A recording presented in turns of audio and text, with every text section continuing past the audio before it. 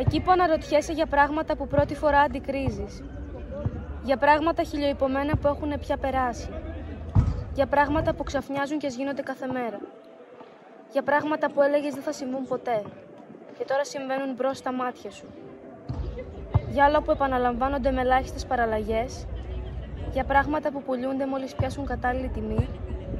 Για πράγματα που σάπισαν με το πέρασμα του καιρού ή που ήσαν σάπια από την αρχή και δεν το έβλεπες. Εκεί που απορείς για πράγματα που μπόρεσες να κάνεις. Για πράγματα σοβαρά ή ανόητα που ρίσκαρες τη ζωή σου. Για πράγματα σημαντικά που τα κατάλαβες αργότερα. Για πράγματα που τα φοβήθηκες και απέφυγες να αναλάβεις. Για πράγματα που τα προγραμμάτισες και δεν σου βγήκαν. Για άλλα που τα σχεδίασαν άλλοι και βγήκαν διαφορετικά. Για πράγματα που σου έτυχαν χωρίς να τα περιμένεις. Για πράγματα που μόνο τα ονειρεύτηκες και κάποτε, μία στις 1000, πραγματώθηκαν. Εκεί απάνω σε βρίσκει πίεση. Τώρα χωρίς σταματά στη δεύτερη βαθμίδα. Πως έχεις και εσύ δίπλα λόγια και φερθήμα. Εκεί που γελάς με την απόπειρά σου να εξαρτηθεί. Όπως κάποτε αντίκρισες τα αληθινά το θάνατο.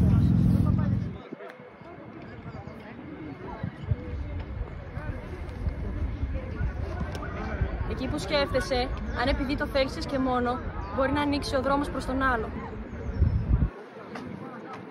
Εκεί απάνω σε βρίσκει η πίεση. Εκεί που ξανασκέφτεσαι, αν γίνεται οι άνθρωποι να σμίξουν. Εκεί απάνω σε βρίσκει η ποίηση. Ποια είμαι, τι έκανα. Εκεί που συλλογίζεσαι ποιος είσαι και τι έκανες. Πόσο ανοίχτηκα στους άλλους για να με δεχτούν. Εκεί που συλλογίζεσαι πόσο ανοίχτηκες στους άλλους για να σε δεχτούν. Τι έφτεξα και με απέρριψαν. Εκεί που συλλογίζεσαι τι έφτεξες σε εκείνους που σε απέρριψαν.